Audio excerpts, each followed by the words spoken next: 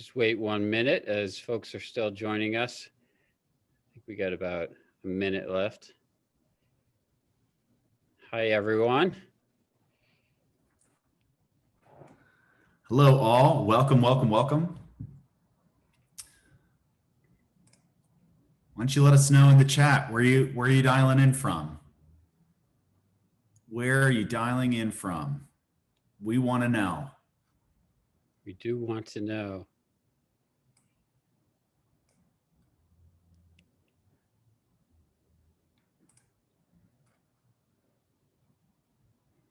And it's just about 2, so I think we can start now. And want to say hi, everyone. I'm Joe Cronin with Koncert. And today we are very lucky to have Dan Gottlieb, who is a director analyst at Gartner. And Dan is essentially an expert at all things sales development. I hope you don't mind if I say that, Dan, but that's my experience so far. And I'm going to do my best to pick Dan's brain and get lots of insights for everyone who's joined us on the webinar. But before we start, I just wanted to say thank you for everyone who's attending on, for many of you, probably a short week. I know your time is super valuable, and we promise to deliver some premium content here today. So with that, Dan, can you go ahead and tell us more about you and a little bit more about Topo Gartner? Yeah, hi everybody. First off, the expert thing always makes me feel weird. My job is just to study what's going on in sales development and then talk about it. So, hi folks. I'm Dan Gottlieb. I'm an analyst at Topo in our Topo now Gartner and at the Gartner for Sales Leaders practice. Basically, for the last 3 years, Topo was a firm that specialized in what are the patterns and plays of high growth companies in B2B sales and marketing, this crazy specific niche. And that was our area of expertise. And one of those areas that we recognized was high growth B2B sales and marketing organizations. They tend to have sales development teams. And so we were one of the first and only analyst firms that had a dedicated sales development practice where we tried to benchmark and understand the behaviors of world-class sales development. And so since then, we were acquired and are integrated into Gartner. And so a lot of our customers tended to be B2B tech, as that was a large representation of high growth companies that we studied. And since we joined Gartner, we've had the opportunity to open up our sales and our research to a much wider variety of business models, sales forces, and understanding that sales development and dedicated teams to developing pipeline is an interesting and rapidly increasing topic across multiple industries. So Gartner for Sales Leaders is an exciting place to be. I'm having a great time with it personally, but also the research is incredible as far as the depth and breadth of the analysts that I get to work with. And but here today, we're going to talk a little bit about some of our findings from our research in past and present to get everybody going and ask questions. We are going to be monitoring the chat. We are going to be monitoring the Q&A. So, Joe and I are just here to have a conversation, but if you want, please just ask questions. We will probably react. Yeah, for sure. And yeah, that's what I love, Dan, is that you have both. You have, you work with those high growth clients and see the kind of best of breed stuff.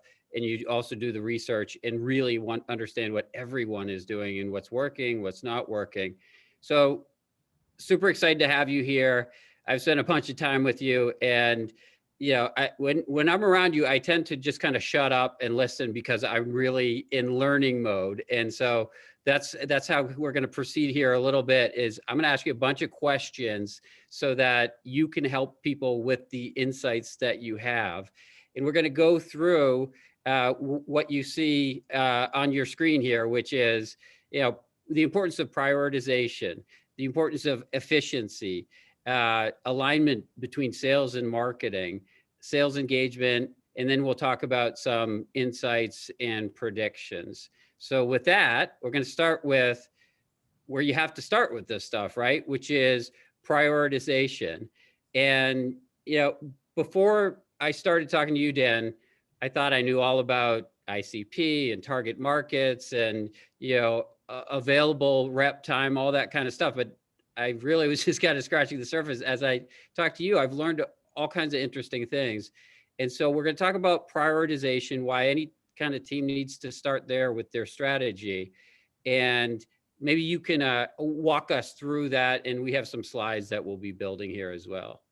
Yeah, so what's interesting about, first off, around that comment a minute ago about like I'm just a student of the game, honestly, and I find sales development fascinating.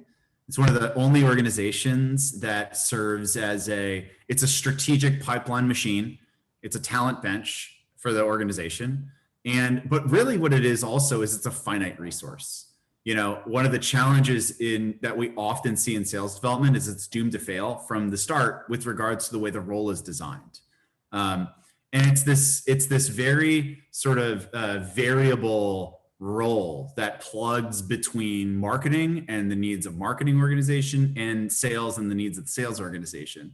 And it can be often difficult to pinpoint, what does great look like for our business and how does that differ? And so I think the ideal customer profile, and prioritization challenge is all about recognizing this is a finite resource, sales development, and that when what we realize is that while we may have a large volume of leads, the highest value for the organization in some cases is in prioritizing and generating pipeline and target accounts. And so what does that mean? How do we even specify that? It means taking a look and understanding, okay, we have a target market. This isn't new to anybody here. We have a huge target market. How am I going to cover it all? And then our goal is to try and understand how can we limit and decide the best use of our finite resources. And so the way that we've found that folks do that is with the ideal customer profile. And so the ideal customer profile, is a set of data points that allow us to prioritize. And the mistake in ideal customer profile is that folks tend to think of it as like a qualification exercise, but it's really just a prioritization exercise. All it means, it doesn't mean we would not sell to these other companies. It just means that if we only have 300, 500 contacts we can contact in a month outbound, this is going to be the best use of the resources to go after it. And so it's just about hedging our bets and improving efficiency from just deciding who we focus on. So an ideal customer profile is based on data. It's based on firmographic data, which is the most common use case, right? Companies of industry. What industry are you in? How many employees do you have? How many of this employee do you have? Then sort of behavioral data, like what technology do they invest in, or any kind of growth activity year over year, or M&A type of activity. And then this sort of tier of additional attributes, things like are in a geography that fits really well, has multiple offices worldwide. And so what we'll find is that organizations will go through these exercises to figure out what are the attributes of our great customers. What are the attributes of our customers that are that where we win a lot, where we have bigger deals, where we have faster deals. And what they want to try and simplify this down to is a really easy to understand set of data attributes. One of my clients calls it canonical, which is just a lame way of saying everybody gets it. We can talk about it. We go after these kinds of companies that fit these three profiles. And we might look at these other things too, and we can describe it in a couple sentences. And we'll use those points to then create a smaller list of accounts. And even within that, take data points and create groupings for prioritizing accounts. And to say, okay, this month, we can only go after X number of them. So let's go after this group. And because we have a hypothesis, we're going to align messaging around it. So then the next month we can go after the next group.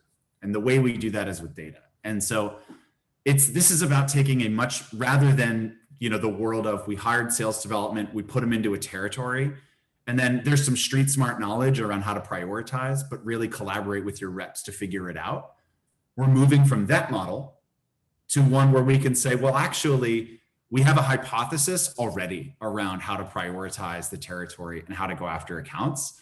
And this is the best use of your time before you even pick up the phone and make a single call. I love that. And I love that you said it's qualification. It's not qualification, it's prioritization. And, That's right. for Koncert, we've had this problem because guess what? Almost any sales team can benefit from our stuff.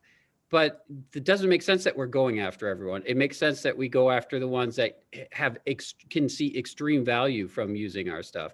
And so that's where we've gotten smarter over time is actually prioritizing, using data, et cetera. So that's really good stuff. And obviously targeting and prioritization is the starting point. But these days, you need to not just be targeted, but be efficient and really ultra efficient. I'm an efficiency junkie. I mean, I literally have a lawnmower in the front yard that's a robot lawnmower that's doing my lawn for me. I work for a company that allows sales reps to have 6 to 10 prospect conversations in 1 hour, whereas that's usually, as you know, Dan, like a day's worth of work. So I'm all about efficiency. So let's talk about that. Can you tell me a little bit kind of how you're thinking about efficiency, and maybe we can look at this slide here where, you talk about process and automation and technology helping sales leaders drive high performance. Can you talk through this slide a bit? Yeah. So, I mean, it's a really exciting time to be in sales development because historically, the antidote to low performance was more, right? The way and efficiency is about recognizing there is a limited capacity to an individual seller and trying to just get more efficient with each activity, placing our bets in the right place. And so what you're looking at here is an example of data around what are the top what are the standards of success? What are the top success factors for sales development leaders from 2020? And what we found is that efficiency is not just about the activity itself, but is about recognizing that we can have a more standardized way of operating day to day. The core fundamentals of the job: prioritizing who we reach out to, conducting account and contact research, putting them into touch patterns, right? Which is and of course, the messaging and the execution of those activities within the touch pattern, the live phone call, and the handoff, and recognizing that those are pretty standard processes. There's some art to it in every rep, but let's generally create a standard of what good looks like for us. And then culture. How can you create an organization where the habits, the cadence of how you talk to each other support reinforcing those processes, but also inviting what's working, what's new into the conversation, and then using tech to make to reinforce and remove the inefficient activities or make certain processes more efficient, such as scheduling, or such as just the nuisance of, if anybody, we all know, making calls. How many clicks does it take to make a single call, and removing those little burdens along the way. And the last one is hire well. Hire folks that value being efficient. And that sounds really generic and simple to say as an outsider, but putting an emphasis on folks that are curious and value innovation and value continuous improvement is also key to success and being more efficient. So this is if you advance sales development success, efficiency is not just about what you do great. It's also about being straightforward and realistic about what's not just what's not working with regards to how we engage our prospects, right? So you'll notice this isn't just about the messaging and the phone call execution and the volume of that, although that is critical, but it's about the infrastructure underneath what's making that possible. So one of the pieces on that slide is about the non-sales related activities. Right. Talk about that. What does that mean in your world? And it's kind of different in the last 15 months. Sometimes it could mean TikTok and Slack or whatever. What are you thinking? What are you talking about when you say non-sales related activities? Yeah.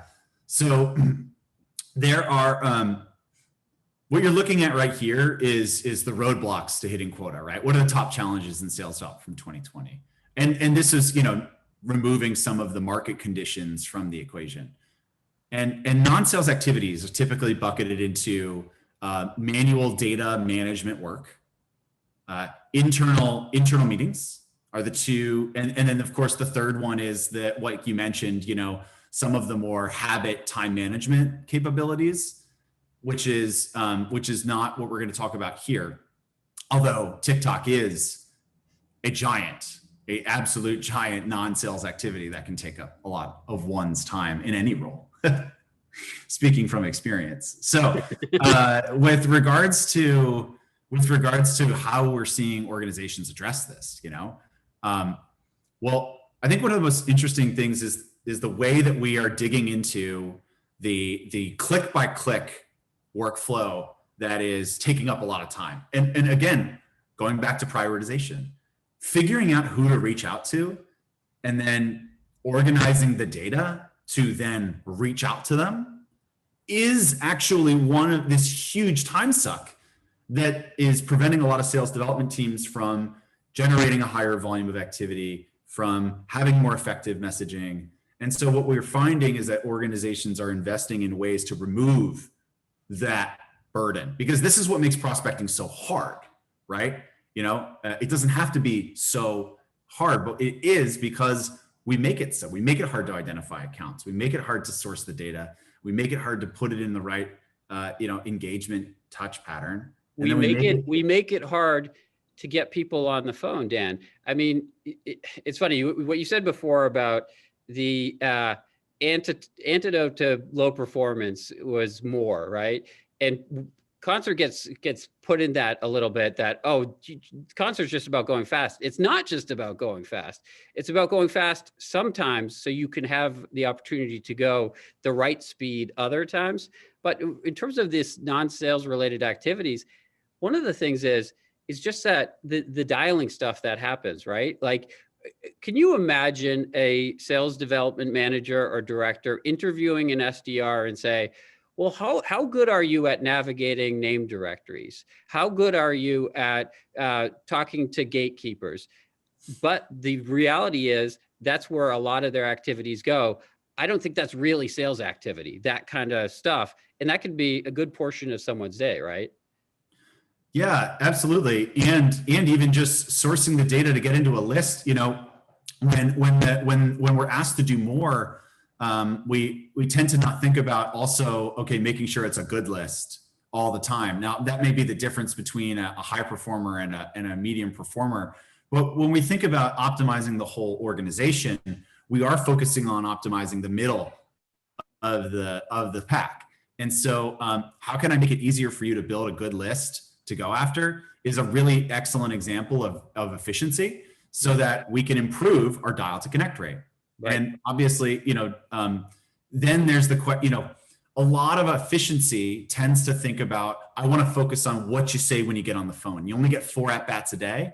And I want to get you from 1 out of 4 conversion to 2 out of 4 conversion in a day, because that's the difference in a year, in a month, in a year, in a quarter, in a year, when they add up, right? Right. It hurts my soul a little bit when you talk about 4 at-bats a day, but we'll talk more about that later. Here's the next slide, and in this slide, there's a lot to take in quickly, right? So can you walk us through it a bit in terms of what this means? SDR effectiveness requires removing process and guesswork. Yeah, so this is an example of those core sort of research, those core activities that an SDR is going to execute every day, right? And the lead source matters here, because the lead source is going to affect my message in many cases. And so when you look at this flow, this just walks through sort of comparing how I might take a record type, a cold outbound prospect or an inbound lead, and then execute a prospecting workflow against it. So I got to prioritize based off of different, if it's inbound, I'm going to prioritize hot versus warm, pretty common, not news there. But what is different is how much research should I do, and how much should I tailor the message? You know, there's research out there that suggests that 10 to 20% of personalization can double reply rates. So how do I make it easy for using tech, and how do I simplify that process of conducting contact and account research, executing the message? When you think about it, you know, if I can get you from 10 minutes to 5 minutes to 3 minutes in terms of conducting an email message or preparing for a cold call, then I can improve the quality of the message and make you more efficient in doing so. And that's just thinking about inbound versus outbound, where I've got to be a little bit more methodical in some cases in trying to say, well, what if I group by use case, for example? Then I can do just, my research is tailored to, if I've already grouped my list by a use case, then I can tailor just to what do I need to do to tailor to this role in this account. And then my message is just going to be focused on that. And that makes me more efficient. When you think about all those activities that make up prospecting, break it down, make it repeatable, that's ways that you can, you know, if you think about it, again, shortening it from minutes to execute and making it more productive, there's compound value in that over a month, a quarter, a year. Yeah, for sure. And to me, it's all about balance of figuring out where to put the energy and where it's the biggest payoff, right? So our next topic here is marketing and sales, which you and I have both been in the sales world for more than a minute, and it's always been a conversation, right, in terms of alignment between marketing and sales. But these days, it's just more important than ever, right, in terms of that there's got to be that alignment. And I think this slide is really important. Talk about kind of, you know, it's been lip service up until now, but it's really got to change if you want to have the growth that these high growth companies are getting. Totally. I mean, so I like to use the word marketing and sales integration. I don't think alignment is enough anymore, because it's not about trusting each other with your kids and you know, speaking nicely to each other in meetings. But it's actually about the practice of, you know, every sales development team, if you ask them what are some of the top challenges, we're always going to get not enough leads for marketing. That will never change, I think. But I look forward to proving that wrong. But when we understand what the mechanics are of what's broken down, it's often who should we be targeting? What do we say when we target? And looking at metrics of success together. And so, you know, if you advance, the key to marketing and sales integration is about understanding, especially in sales development, you know what? It's about understanding that the technology that's available in sales engagement software is very similar to the way that demand generation has operated for years. Mm-hmm. And if you just take that slide that we looked over a minute ago around those different scenarios for inbound versus outbound, et cetera, you know, do you want me to go back? Yeah. No, you don't need to. I'm just sort of as pointing back to this. Yeah. This is a pretty complex workflow to manage just on your own. And so what we'll see is that great marketing and sales integration, the marketing organization has respect for what it takes to sell to different lead sources and provides strong materials, expectations, and is really good in alignment with you on conversion expectations across those different lead sources. You're looking at disposition data together in order to recognize, okay, this lead source is leading to these results, this lead source is leading to these results. And let's look at the messaging itself and let's make changes. And so if you go back to the flywheel, what kind of analyst would I be if I didn't have a flywheel? You know, got to do that. Just the one? Yeah, this is really what modern sales engagement content strategy requires. It requires marketing and sales development to look at, okay, what are the campaigns or what are the prospecting scenarios here? You know, and then literally create the content And we'll see marketing support that or edit that or be involved. We're seeing more marketers that are moving into these kinds of roles to support this, but they have to have respect for, experience with, or interest in selling, because we all know the content is different, the messaging, the emails, etc. We have to enable the sellers to use the content, literally practice using the content, get buy-in to use the content, got to actually engage, make the calls. That's why we're here, right? And then we've got to look at the data together and figure out, did that work? What did work? And let's go then make changes around those prospecting scenarios together. This is very similar to the way demand gen works today. And right? And that's, I think, what you talk about here, right? That the world of like marketing just coming down from the heavens twice a year or once a year, whatever, and you live with it sales, that's got to go, right? That what you're talking about here, talk through this about how it's got to be a constant kind of process. Yeah, we're seeing these sort of middle of the funnel type of content committees and teams and analytics. And so with marketing and sales development to be integrated, it's a continuous effort. So it's the two most obvious places to look at your sales organization is to say at the ideation level, right? When we're creating content to prospect, can we look at what are the campaigns, lead sources that are highest converting and make sure we have tight content there versus lower converting and seeing where we can optimize content there? Do we have enough info, or can we slice it by persona or different cuts of ideal customer profile data, for example, or industry and use case? And then even in some cases, do we have materials or existing assets or insights about different kinds of personas that we can use to pepper into the actual content? So marketing has a lot of data around demand generation, from the product marketing that can inform this to say, these are topics that we think we can talk about. And then we've got are they playing a role there? And if not, this is an opportunity for us to be leaders in supporting this. But then looking at the data to say, okay, by lead source, what are the outcomes? What are the dispositions by lead source? What's the difference in terms of the way that we're engaging, and how are the statuses progressing? These are two really good areas to see if there's good integration within marketing and sales development.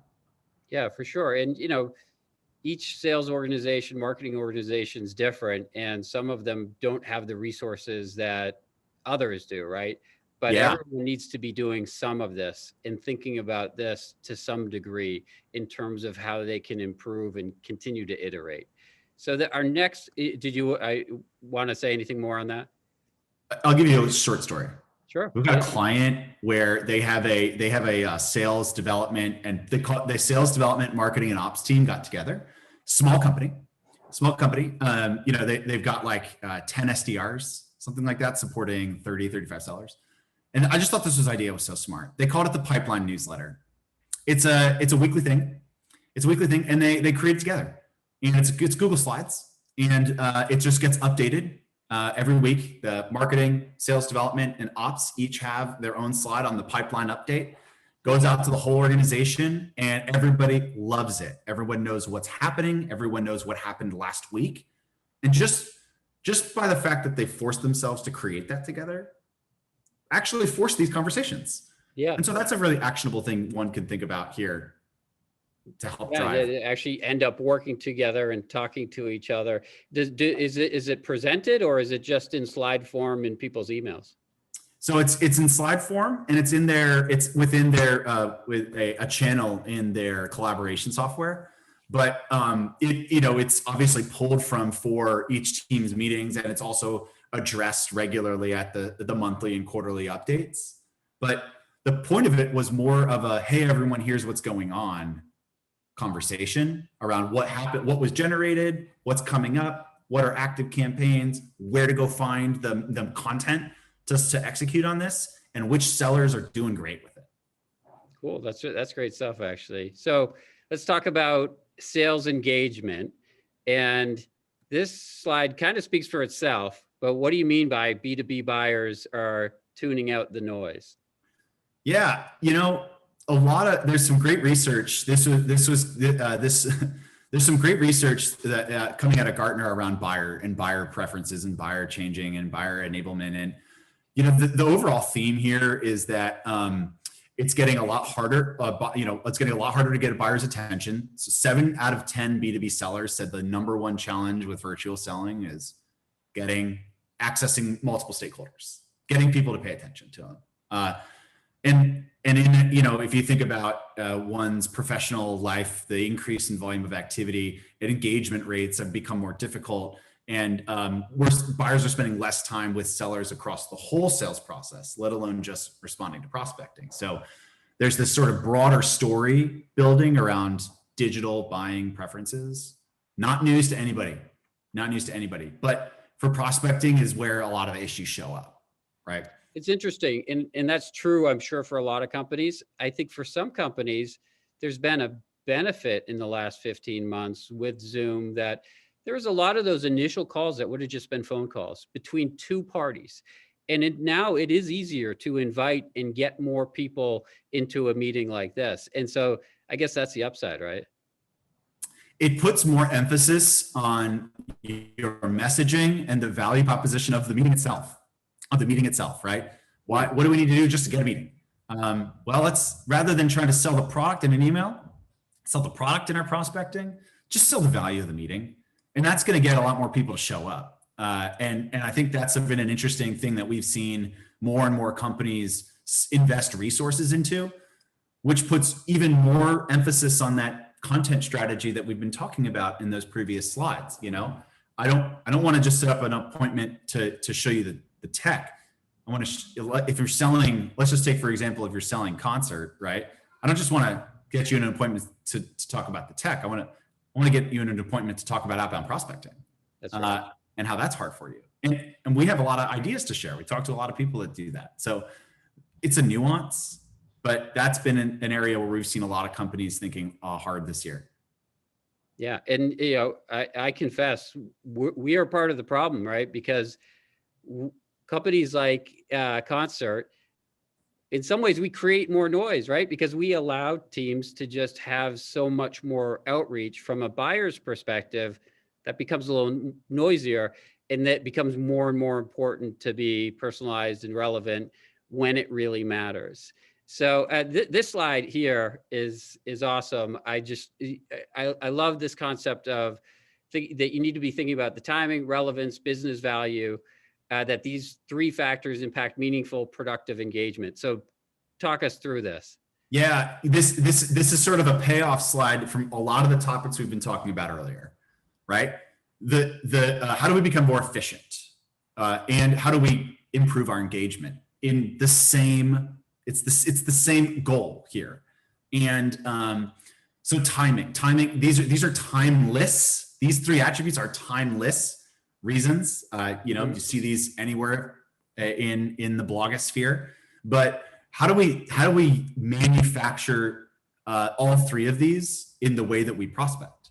And that's sort of been one of the more interesting things that we see stand out is emphasis on fundamentals within sales development teams. So timing, really good example, right? Timing, how do you manufacture timing? Well, we'll see organizations that will invest in we need to give sellers data points that they can use to recognize this is why it's relevant now. And we'll see organizations invest in resources where they're surfacing sort of marketing engagement insights, meaning folks are engaging with content, and we'll see sellers spending more time tailoring to those topics.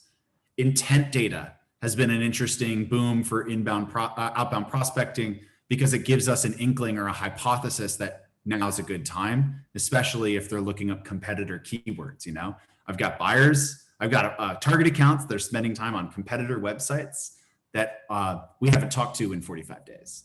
That's an interesting list of accounts, right? Yeah.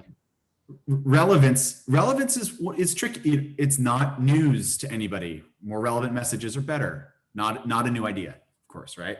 I hope all of you are laughing at us that we're talking about that, but how do we get better at it? This is the hard part. Personalization. Okay, great. How do I personalize to the business value of the persona? Okay. what do you mean by that, right? And so what we've actually seen here is organizations investing in pre-written, very colloquial in the buyer's language sound bites around common key initiatives or priorities or these really simple and easy to understand statements that kind of show I get it. Yeah. And they invest in personalizing, here's why you should talk to us based off of my research on you and switching to that. And then the business value component is, and it's not just the business value of the software or the product, but meet with me because it will help you in thinking through or getting inputs from the initiative itself right now. Just information is a currency. And I think that's an interesting thought that a lot of sellers aren't confident in themselves and that they do have something interesting to say. And that's where we see emphasis in prospecting in trying to, make all three of these possible for sellers. Right. Yeah. And it's funny on the timing thing, part of it, depending on how big your target market is, if you want to get the timing right, yeah, intent can help, like you said, an inkling. But it's also, you got to be there. You got to show up, right? And that's what we kind of laugh at sometimes, that we'll get someone on an agent assisted dialing call and they'll say, your timing's perfect. Like, and it's, well, yeah, we talked to 10 people in the last hour. That's how we kind of got lucky with you. That's part of timing, right? And on the relevance piece, in terms of that colloquial language, one of the best places to get like the user's point of view in the way that they speak is just go to G2 and go and look at those reviews. That's how buyers are really talking about your stuff. So yeah, this is a really important slide. And the next one, also super important. It is, let's see if I can advance here, about SDR culture, right? Because a lot of sales development is kind of hard, rigorous stuff and metrics. And so you might think culture is a little bit soft, right? And how much does it matter? Matters a lot, right, Dan? It's funny. It is, I'm going to avoid cliches on this, right? But for the organizations that were able to, that had, let's just remove the incredible product market fit groups from this conversation for a second. The organizations that were able to transition to product market to 15 or 18, however long ago the pandemic started, they strong culture, organizations that had one, we'll talk about what that means in a second, they were transitioned effortlessly to remote work, right? And what we've seen is that organizations that invest in giving SDRs a chance to contribute to the leadership, contribute to the way that sharing happens, training each other happens, and innovating the way that they work and engage is critical to kind of closing the feedback loop of again, that content strategy I showed you earlier around what's working and around we've seen these really cool habits and patterns that aren't new to a lot of folks, but aren't necessarily intuitive ideas for making the team more productive, right? So that's been an area where you'll see these examples. One of my favorites, the stand-up, not a new idea. But what if the sellers themselves led the stand-ups? What if the SDRs themselves ran the collaboration channels where you sort of gave them, hey, look, this is yours to own. Working groups is one of the most valuable ways for peers to share. And giving a team lead or reps that are high performers the chance to say, I want you to run a working group with 3 SDRs on just cold call openers or how you run research is an incredible way of just of getting your folks engaged and excited about learning and the job. And there's a lot of truth in Gen Z millennial talent. They value learning way more than they're given credit for or not way more than they're given credit for, way more than is considered. It's an incentive even to give folks opportunities to learn. And this is a really good way to build that into the culture. Yeah, both learning and involvement, right? You being part of it and being part of something bigger than just, right, what's happening at their desk. That's good stuff. We can move on to predictions. I do see a chat. Someone's asking about how to inspire SDRs. We will get to that. And I encourage anyone else with questions, please go ahead and add them in. We'd love to take your questions in a couple minutes. But first, we're going to take the opportunity, because we have Dan, and talk about kind of predictions. You see, have a crystal ball, right, Dan, that you can see what's going to happen next. So tell us a little bit about, I think playbooks are going to be huge, but you give us your take on that. If you look at a lot of the work that we've been talking about in this webinar, it's been about taking some smart practices and making them more repeatable, and in many cases, automating some of them, and being smart about the way we surface data, organize it, use it to prioritize and cut who we go after and inform what we say. And so it's inevitable that if we're able to make those behaviors more repeatable, then technology can continue to automate many of these processes. And so the concept of a playbook, we talk about playbook, what we're really meaning is these sort of repeatable steps, right? And I talked about it earlier. How do I target and who do I target? How do I engage and what do I say? And not just what do I say, meaning, telling you the words itself, but giving you guidance to react in real time. When we get on the phone, again, reacting in real time, and then automation of handing off. And I think that each one of these discrete plays themselves there's an opportunity for AI to make them more productive, make them more efficient, and not to replace. This is to augment, to remove the burden of looking at a screen and saying, oh gosh, what do I do today?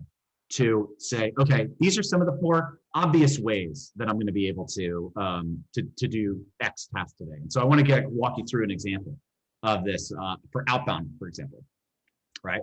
So a target account sales development rep. The first thing I'm going to do is be able to look at and say, right, rather than just I have a list of accounts in a spreadsheet and I know which ones are sort of at different stages of a touch pattern.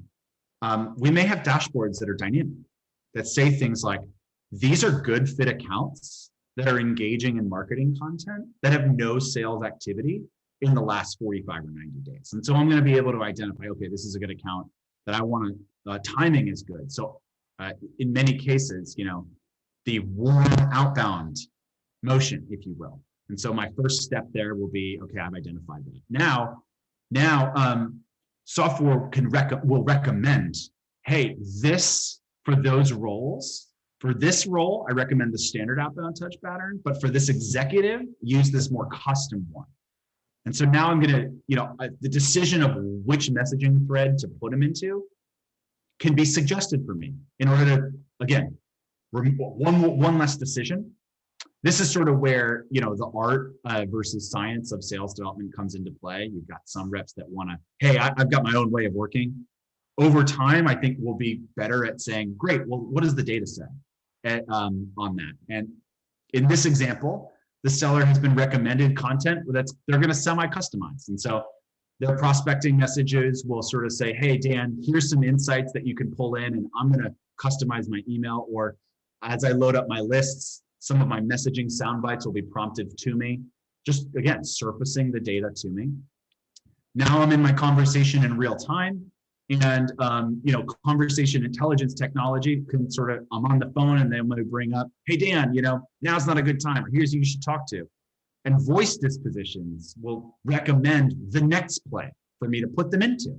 Cool, Dan, put them into the referral touch pattern. Or, hey, Dan, go after 3 additional contacts. Or, hey, Dan, they said now's not a good time. Now's probably not a good time. But let's not forget about them. Let's continue to nurture them. And then ultimately, of course, get them back engaged and hand off to the seller. And even automating that's already available. Click to schedule technology, awesome. That's not going anywhere. I think we're going to even find more ways to make that easier for sellers, for buyers to do for us. So that's an example of, I think, where this is going. We're just going to get better at the same. Cool. Yeah, that all makes a ton of sense. What else, unscripted here, should be, I mean, do you want to dig more into AI in terms of how that's going to really be major, or anything else that people might be able to benefit from, like stuff that you're seeing that maybe folks on this webinar are not?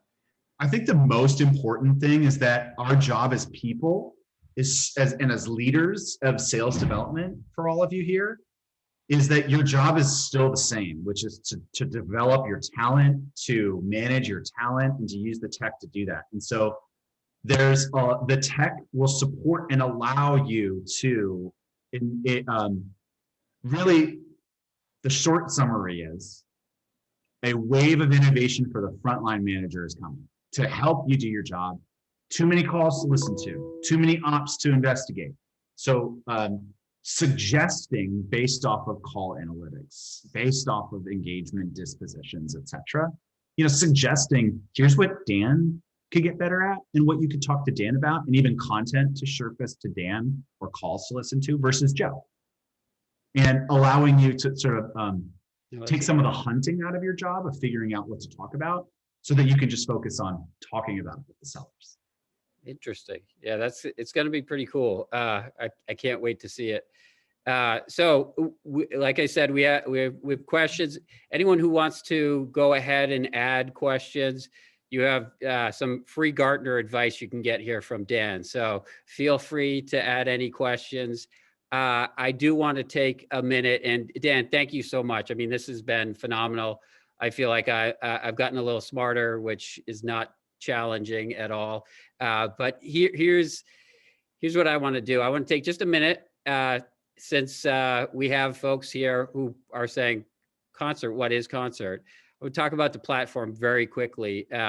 We've been around for quite a while. As Connect Leader, a lot of folks knew us. We just rebranded in the last couple of months. And what we're known for is our agent-assisted dialing. That's our flagship product that you've heard me reference a couple of times, which is just a mind-blowing game changer compared to the world that Dan referenced of, I think, what'd you say, 3 or 4 at-bats, typical for a rep? Is that what you said, Dan? I would say in many B2B circumstances that's a number, 4 conversations a day has been a number that I've seen in multiple different shops. I wouldn't say it's the ultimate benchmark, right? But it's one way to think about it. Right, yeah. And for us, the agent-assisted dialing, why it's so popular and people are so interested in it, is a rep hits a button, dials a list that's pulled from their Salesforce. So it's folks they want to be calling. It's the decision makers. The rep just needs to wait for a beep in their ear. And after an hour, they talk to about 6 to 10 prospects. And we don't believe that most of the time reps should be doing this agent-assisted dialing. Instead, we think it's like part of the day, some days. And instead, you do agent-assisted dialing sometimes.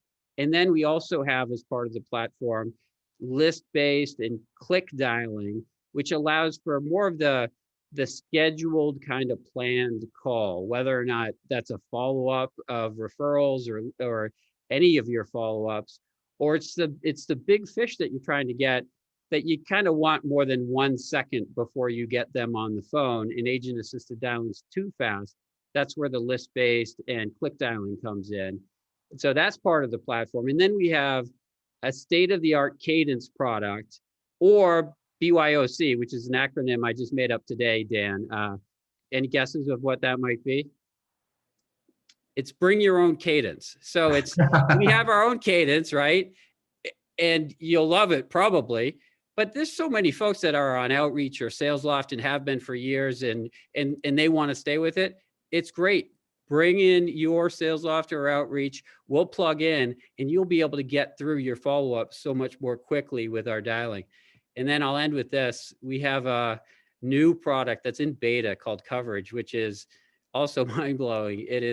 This is the deal, is typical rep today will spend a lot of energy going through LinkedIn, figuring out who should I call next, figuring out, all kinds of stuff and wasting all kinds of time. There's a time and place that reps should be doing some of that really thoughtful, careful stuff, but there's a ton of CRM data that's going to waste. And we think that this product coverage is a great way to give you more opportunities to have that right timing that Dan was talking about before. That what coverage does is looks through the database and finds potential decision makers at your ICP, and then make sure that email is created that's personalized and relevant. And all the rep needs to do is bless the email and let it go out in their name. The email is written for them and just goes out. And so it's a full platform. It's very different than probably what you've seen other places, but that's Koncert. And Dan, I don't know if you have any kind of final thoughts before we get to questions, but it's been a really great pleasure for me to be talking to you here. Likewise, and again, I just a nerd and fascinated by this role. I think that one of the most common mistakes that a lot of folks make in sales development is that this is what worked for us at this company, and therefore it's going to work for us here. When really, it's very scientific. You need to develop the hypothesis for the role. You need to, measure and iterate very quickly. And I think one of the areas that, that you've been talking about, that's been the theme the whole time, is, one way to get more efficient is just to make sure we're actually reaching out. We're smart about who we reach out to, right? Exactly. And that stood out to me in the sort of value proposition that you shared with me a second ago, because we can do more. I can do more. Don't get me wrong. Dials are great. We want to make more dials, but it's the compound value of that. It goes way up when we're going after a really healthy targeted list. That's right. I mean, for us, if we get prospects who they just want to do a lot of dials, but they're not doing the smart stuff, we almost don't want to take them on as a client, right? Because it has to be a combination, and that there's this fallacy that you could just throw in the tech and all your problems will be solved. No, everything that we went through today, the prioritization, the targeting, everything has to happen. And then that works well with the right platform. So with that, we do have a question here that I'll hit you with, Dan. It is, how do you inspire SDRs to want to engage clients in real-time selling versus stalling via a variety of administrative activities? Yeah. Wow. What a question, right? So what's the key verb to lock in on here, is inspire, right?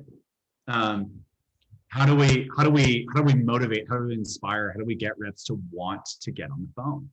And I think the key here is in our culture of the phone. It starts in, how do we address and enable sellers to understand some of the fundamentals of call reluctance, why call reluctance exists? This is a self-awareness exercise for many early stage sellers or early career sellers as well. Celebrating the crap out of the W's, out of the wins, call recordings, etc. And then, relying on the culture, or rather than manufacturing the culture, but really trying to find ways to, in the calendar, be more structured in it, such as, I'm not necessarily saying all call blitzes, but actually, groups of 3, putting together a Zoom invite and making calls together, finding ways for the hive to support each other. That is a peer support is a really good way to inspire and motivate sales development teams. And addressing the learning and using it as a self-awareness exercise is another really good way to address call reluctance. And then there's, of course, fundamental practice. Practice is one of the most obvious opportunities. I was a independent consultant before I started doing this research stuff, and I was amazed at how many clients that we were able to get just by the nature of, let's just practice doing research with a chess timer. Let's just practice doing account research of the chess timer, contact research of the chess timer. Folks were like, this is amazing. You know, I can't believe it. Just practice. So those are my three-pronged recommendations. What do you think, Bill? I think what you said is what's really resonating with me, and that if people get nothing out of all the fancy slides, if you just remember what Dan said about celebrate the crap out of the big wins, like that is so huge, right? Because it is so hard to be an SDR, and that it's just a rejection machine all day long in every way, not even just on the phone, but just lack of stuff coming back through email, lack of just seeing results happen. So yeah, it's all about, it does go back to what we talked about before with culture, and it goes back to, celebrating the wins, I think is huge. And with that, I do want to wrap up with this, that here's this sales engagement leadership report written by self-proclaimed sales nerd, Dan Gottlieb. And it's an awesome report that we love so much. We've licensed it at Koncert. You can get it at Koncert with a K if you haven't figured that out during the slides, koncert.com. Go there and you can get this sales engagement leadership report. And it's really good stuff in there. Any highlight that you want to throw at folks in terms of that comes from this report, Dan? Basically, what we did was we conducted research on the technology of sales engagement. And what we realized was that there's a lot of business process that's changing and evolving around it, that let's actually pivot and focus on what are leaders that use sales engagement organizing their teams to do differently through the technology, and how can they more directly impact, and influence their business process here. And there's a whole set of consulting shops that are now existing to solve the same problem. And so this insight here is not just to talk about technology, but also to think about, how do I organize my people? What are some of the ways and the things that I need to do differently? And what does the data say across a lot of my peers in this sort of emerging topic? So that's just some context here, trying to figure out what's going on in between the cracks. Yeah, it's really good stuff. I do encourage folks to go take a look at it. And this slide, I don't know if we legally have to show it because it's got safe harbor or something in it, Dan. But we'll wrap up there. Thank you so much. I love this. Can we do it again tomorrow and the next day? This is really fun for me. So thank you, Dan. I appreciate it. Thanks for having me, Joe. This is fun. I appreciate that you have respect for and like the work that we do. And I'm always happy to share what we learn, but I also learn a lot from you, and I learn a lot from all of you that are listening, the active practitioners. So if there's ever an opportunity to connect on LinkedIn or anything like that, you think you're doing something interesting, then you want to share, I'm a student of the game and always learn from the real practitioners out there. All right. Thanks so much, Dan. Take care. Bye now. Thanks, everybody. Have a good day.